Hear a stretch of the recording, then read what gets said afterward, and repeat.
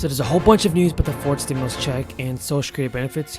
You should want to be able to claim your stimulus check, then continue watching this video because we have a lot of information on this. New fourth stimulus checks are beginning to go out and being automatically deposited this week. More people are now eligible to qualify for these checks, and there is a new deadline to take action and claim additional money. Low-income residents in New Mexico can apply to receive a fourth check. Applications that claim the stimulus check opened last week for residents to apply to receive the checks this fall. And only a limited number of income households will be able to accept, and based on their funding, the state has set aside $10 million for the latest round of checks. That funding was actually approved by lawmakers during the 2022 legislative session. According to the state, although most New Mexico residents were able to claim their economic relief payments during the summer, the fall stimulus checks is reserved for low-income households. As state officials have sifted through applications, they will prioritize homes with the lowest income. However, it's not clear yet which households will be eligible for the program because the state did not specify maximum income. It's also unclear how much money each home could receive, although the state is guaranteed a minimum of $400. And also, more than 23 million California residents are expected to be getting a stimulus check of a middle-class tax refund in their bank account or mail starting this week. On Friday, the first batch of payments will begin going out, and the plan is to send direct payments. It was passed by state legislators over the summer to help relieve the plan and pain of recent record inflation. The first group is to receive money, and there will be those who received the Golden State stimulus payment last year by direct deposit. Those recipients will start seeing direct deposits as early as Friday.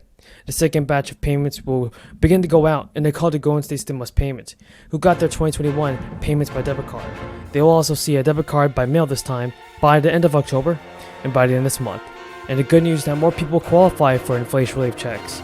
The income limit has been raised all the way to $5,000, $500,000 actually. Plus, people who rely exclusively on SSDI are eligible as well. Now, the available job positions has actually totaled for 10 million in August, and that dropped from 11 million reported in July. Though the job openings, labor, and turnover numbers are watched closely by the Federal Reserve, which is trying to reverse inflation through a series of interest rate hikes. One primary area of interest is for the central bank and has been on the labor market, and it has been showing about 2 job openings for every available worker, and the job market has been a primary driver of inflation, as the outsized demand for the scarce labor pool has helped drive up wages sharply. Average hourly earnings rose 5.2% over the 12-month period through August, and aligning labor supply with demand has been a huge goal for the Fed, which uses rate increases to slow the flow of the economy, and the labor market has shown little reaction to the moves, with weekly jobless claims recently hitting a 5-month low. So hopefully President Biden can do something about this and send out stimulus checks sooner than later, because it's definitely time for people to receive the money they need. Today's report shows most of the progress. Overall, inflation was 2% over the last 3 months. That's down from 11% in the prior 3 months. That's progress. A lot of it is a result of getting the cost of living, the gas pump down, by more than $90 in California, now by more than $1 nationally since it started this summer.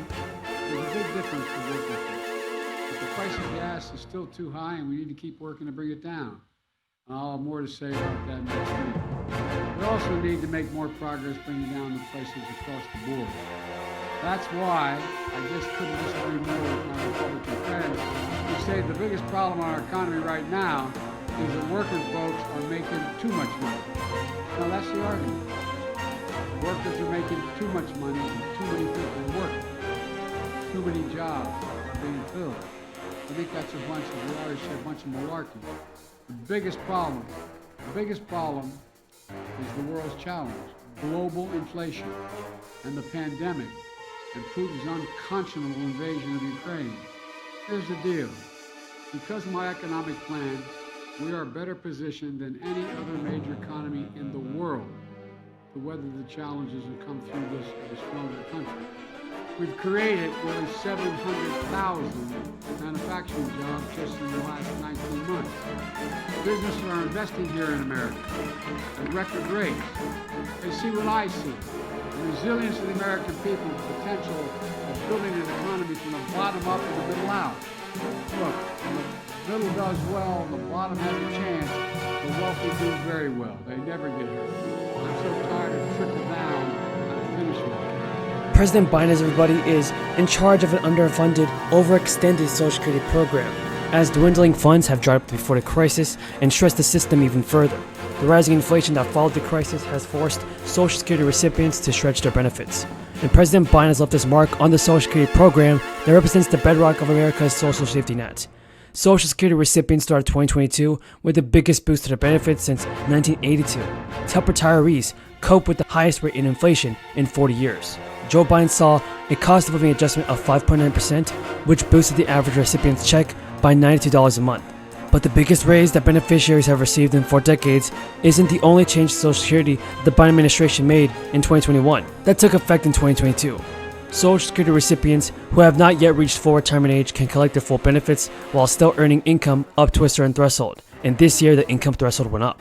In 2021, recipients can earn around $18,000 before the Social Security Administration began temporarily withholding $1 for every $2 in earned income. In 2022, that threshold went up to around $219,560. And according to Yahoo News, if you reach full retirement age in 2022, you can earn as much as $51,000 before the SSA starts pulling $1 from your check from every $3 you earn. That is compared to $50,000 last year. It is known as the income test, and it never applies to beneficiaries who have already reached full retirement age. Biden's proposed 2023 budget includes an added $1.8 billion in discretionary funding for the Social Security Administration, which administers benefits to 70 million people. That would be a 40% increase over the funding levels enacted in 2021 to bring the total to $14.8 billion.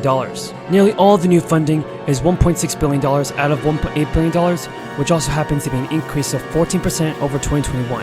It would go to improving services for the more than 6 million retirement, survivor, and Medicare claims the SSA processes each year, as well as 2 million disability and SSI claims.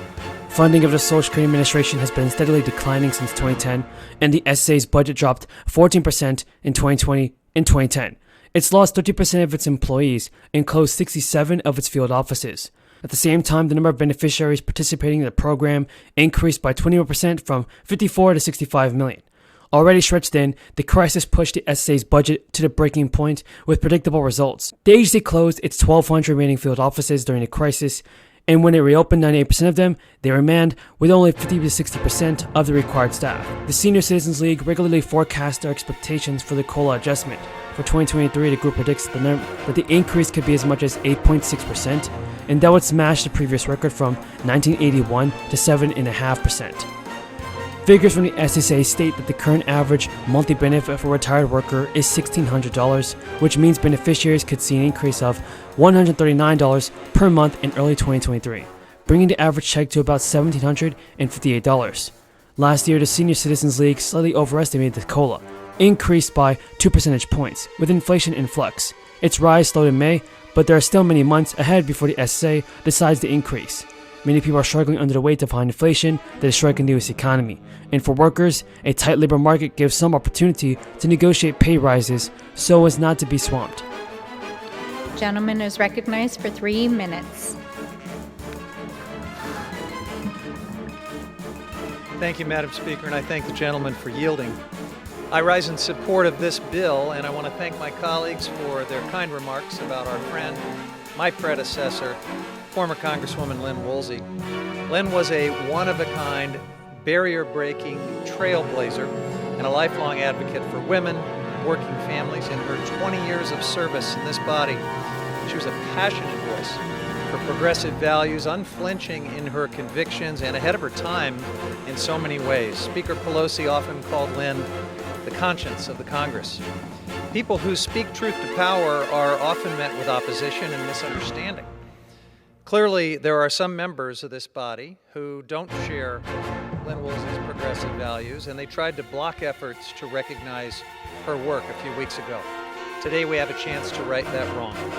When this bill was first on the floor, my colleagues and I thoroughly covered former Congresswoman Woolsey's extensive public service career and her many personal obstacles that she overcame to get to Congress, where she became one of the leading progressive voices in either chamber.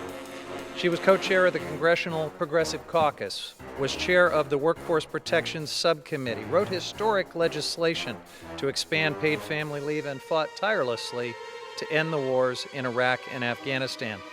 Lynn's work in Congress was all about fighting for children and families. And nothing made her prouder than her own children and family. Anyone who knows Lynn knows that she considers them her greatest achievement of all. Her son Joe Critchett and his wife Kim, her son Ed, his wife Lisa, and their children Teddy and Julia, her daughter Amy Critchett, Amy's husband Mark Pauline, and their son Jake Eddy, and her son Michael Woolsey, his wife Sarah Grassi, and their children Carlo and Luca.